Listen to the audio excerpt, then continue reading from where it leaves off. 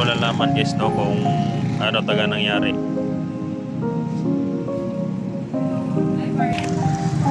Guys, partners.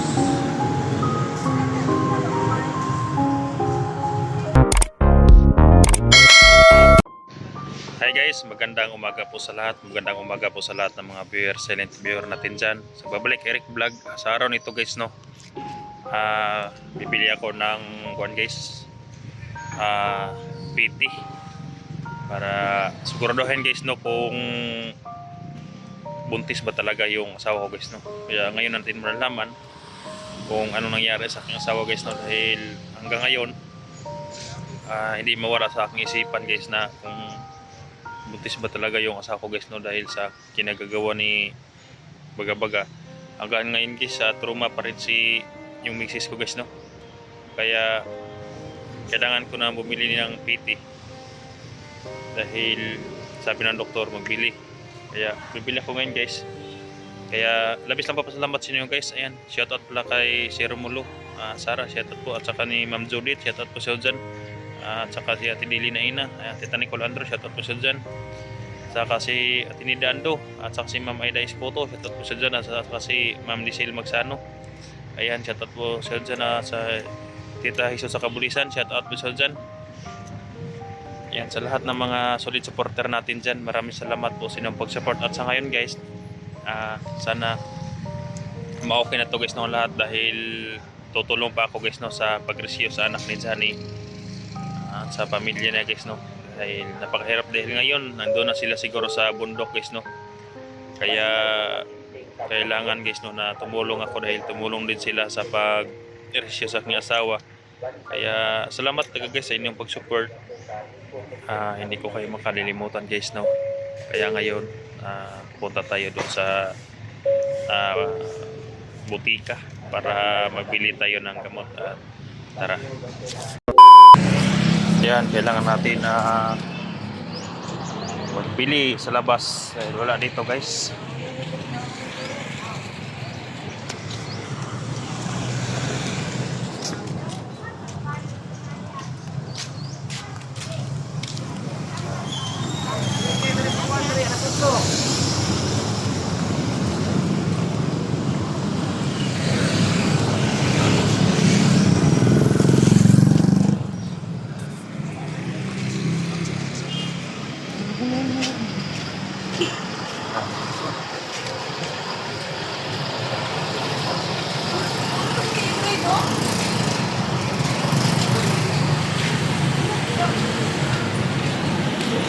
Diyan yung asawa ko guys sa loob.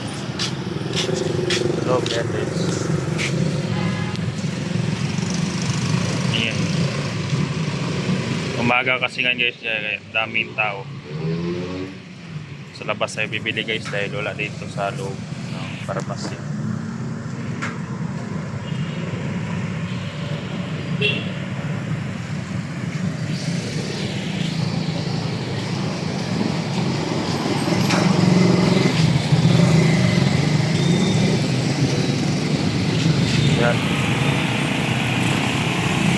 Tatawid na guys doon, yes, oh. Pharmacy na yan. Yan. Diyan tayo bibili guys.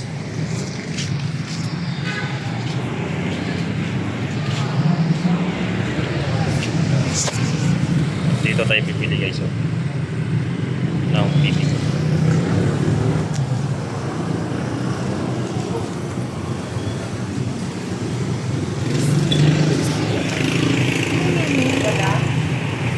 Napakalaking hospital guys.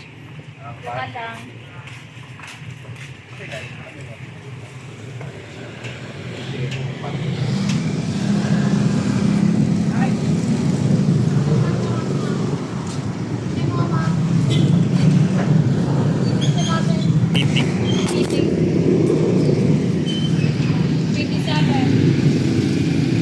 Bili tayo ng PT guys. Ayun na.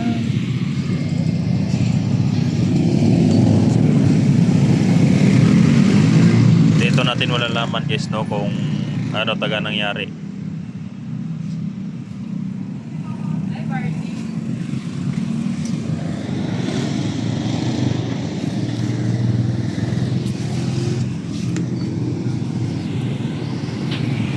kanina na guys.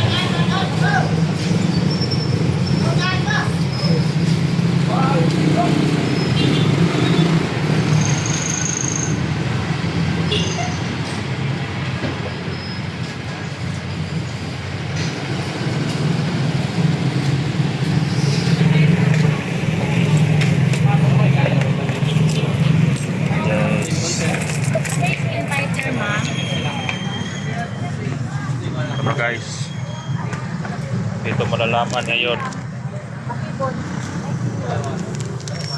Tingnan natin.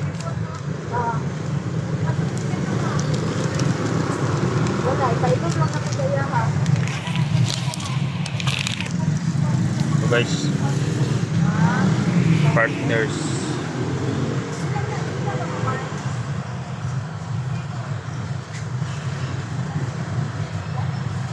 A few moments later. So yan guys, no, nakabili na tayo ng PT. Ayan, ito guys. Ito ang magsasabi ngayon kung totoo nga ba nga buntis yung asawa ko guys, na dahil lumulaki yung tiyan niya guys. Hindi ko alam kung buntis guys, no. Wala pa namang update sa doktor kung buntis ba, kaya ngayon bibili tayo nito guys dahil makamalay naman siya guys, no. Sabi ng doktor na siguro mga 2 araw pwede na siya makalabas dito guys. Kaya medyo naguguluhan ako guys sa ngayon dahil parang hindi ko matanggap or tanggapin ko ba yung kung parang buntis siya guys, pero hindi naman niya guys, no, na sinasadya yung kanya, yung nangyari sa kanya. Siguro ako din ang dahilan guys, no. Kaya nagkaganyan yung asawa ko guys dahil sa pag-explore sa bundok. Yung pamilya ko, ang pamilya namin ng mga hunters ang niresbakan ng mga hayop ng mga bandido. Hindi ko pa alam guys, no, kung yung asawa ni Johnny nga ano nangyari sa kanya guys, no. Dahil si Johnny lagi namin pinagsabihan na katatag siya guys, no, dahil napakabilikado yung sitwasyon niya. Dahil minsan hindi siya magbigti. Mabuti at nandyan kami guys, no. Kaya labis na ako papasalamat guys sa inyong pag-support guys, kundi hindi dahil sa inyo napaghinaan ako ng loob guys, dahil sa mga comment niyo guys na nababasa ko, pinalakas niyo ang loob ko guys. Kaya salamat talaga sa inyo guys. At sa ngayon guys, no, sana kung anong resulta guys, no, sana matatanggap ko guys, no, kung ano. Pero yung asawa ko guys, no, hindi pa siya nabihag, medyo malaki din yung tiyan na dahil sa una mataba siya guys, no, mataba, tapos yun yung malaki yung bilbil niya guys. Kaya pag nagbili tayo nito guys, yung PT, para masigurado talaga natin kung buntis ba talaga, dahil yun din yung sinasabi niyo guys na mag-PT. Kaya sana makarecover siya agad guys, no, para makatulong din ako sa nila Johnny dahil nangangailangan nila ng tulong ngayon. Siguro nandun na sila sa bundok guys, no. Kaya laban lang tayo guys, no, laban lang tayo. Nandito po ako sa city guys, hindi po ako doon sa bayan dahil na-trauma yung asawa ko guys. Pinatingnan ko pa yun dito. Kaya sana makarecover siya agad guys, no.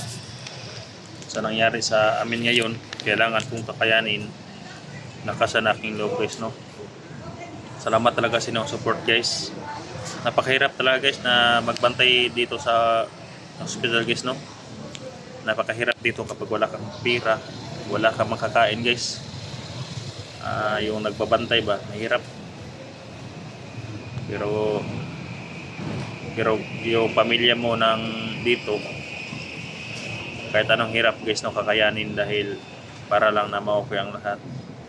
Kaya kung hindi dahil sa inyo guys, labis ang magpasalamat sa inyo talaga na palagi kayo nakasupport.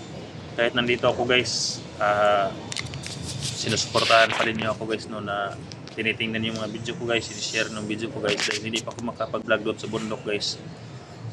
Sana lang guys no na tapusin din yung video ko guys dito guys no, para may ma-upload ako guys, para ma-update palagi yung channel ko sa YouTube guys no. Kapag hindi kami mag-upload, hindi i-update ng YouTube yung pa namin guys no, yung channel namin. Kaya thank you sa lahat guys no, thank you talaga sa inyo. Sana dyan kami natutulog guys oh, yung quarter na yan, dyan ako natutulog yan oh. Yan, dyan ako natutulog kagabi. Nabili lang ako ng yung parang karton, yung mga karton. Marami din kami dyan guys no, mga dahil quarter waiting area dyan guys. Kaya dito ako naka-standby guys no, dahil paakyat ako doon sa itaas ngayon. Dahil dito ako nakapag-video dahil bawal sa loob guys, bawal sa loob magbibidyo. May violation tayo doon sa loob. Okay lang kung nandoon na sa kongis no, yung palabas na, yung okay ng pasyente, siguro doon pwede na. Pero doon sa nilalagyan na natin asawa, bawal lang mag-video.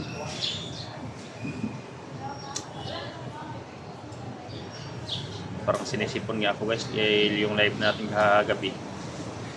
Nandun ako sa labas nun guys, nung binilihan ko ng PT, nagpa-live ako kagabi.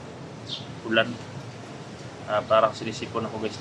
Kaya shout out na lang sa lahat ng mga kasama yung hunters dyan. Sana pagbalik nyo sa bundok dyan tol, kung nakita nyo mga video na to tol, mag-iingat kayo. Ibayan kayo ng Panginoon. Dahil pag okay na itong asawa ko, tutulong din ako sa inyo.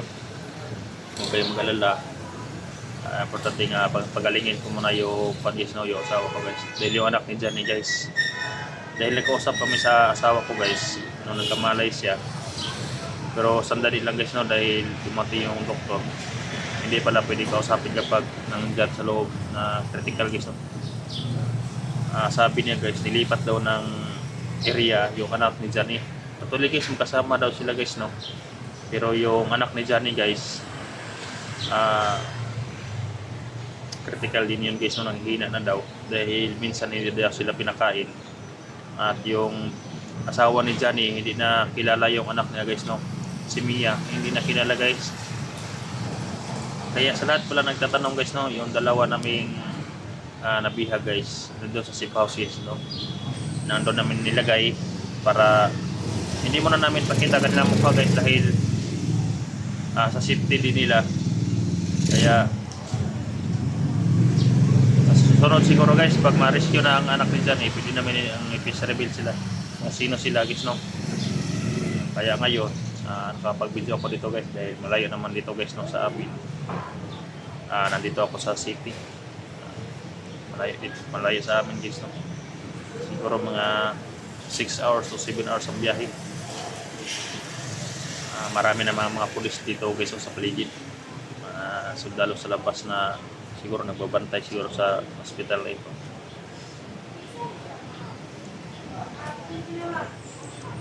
Napakahirap talaga guys, so, kailangan kalpayanin. Masaya naman ako guys, masaya ako na na-rescue ko ng asawa ko guys. Kaya patatagin ko na lang aking loob guys kung ano mga resulta sa mga pangyayari ngayon. Kailangan na magpakatatag talaga. Hindi pwede tayo mapaghinaan ng loob dahil meron pa tayong tutulungan, marirescue yung mga kasamahan natin. Hindi natin pwede pabayaan yung mga kasamahan natin dahil tumulong din sila sa atin, tutulungan din natin sila guys no. Basta stay humble lang po tayo, magpakumbaba tayo guys no, kahit anong narating natin, para iangat pa tayo ng Panginoon. Hindi naman lahat ng oras guys no, nasa kasiyahan tayo. May dumating din na time na malungkot tayo dahil may mga pangyayari talaga na hindi inasahan. Kaya Ayun guys, no? Salamat talaga sa inyong pag-support. Ngayon, alas 8 na. Siguro kakain muna ako guys, no? Dahil kagabi hindi ko kumakain dahil wala akong gana. Salamat guys, no, sa inyong pag-support. Sana palagi niyo yung mga video ko dito guys. Sana tapusin nyo guys, no, para may income din ako sa YouTube guys, no, kahit kunti. Sa lahat na nag-share sa aking mga video, maraming salamat po sa inyo guys, no. Sobrang trauma pa talaga yung asawa ko guys, hindi ko pa masyadong makausap. Siguro sa nangyari sa kanya guys, no, kapag mayroong lumapit sa kanya guys, parang sumigaw siya. Ganyan talaga siguro matrauma guys, no. Kaya sana ma-okay ng lahat. Sana. Para maka-relax na din ako guys, no. At ang dami pang mga kailangan tulungan guys, no. Yung mga hunters na naghihingi na sa atin ng tulong. Siguro paglabas niya guys, pag meetingan muna namin kung dalhin namin siya sa balon. Dahil yung asawa ko guys, may ikon talaga siya guys. May kaibigang diwata sa balon.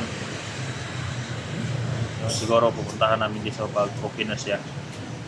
Salamat lang na na-rescue siya guys, no. Kaya hanggang dito lang muna guys, no, yung video natin. Sana okay magsawa sa manood sa aking video guys, no. Dahil nandito pa tayo sa hospital. Kaya thank you sa lahat ng mga solid supporter, sa elite viewer natin dyan, sa inyong support. God bless. So,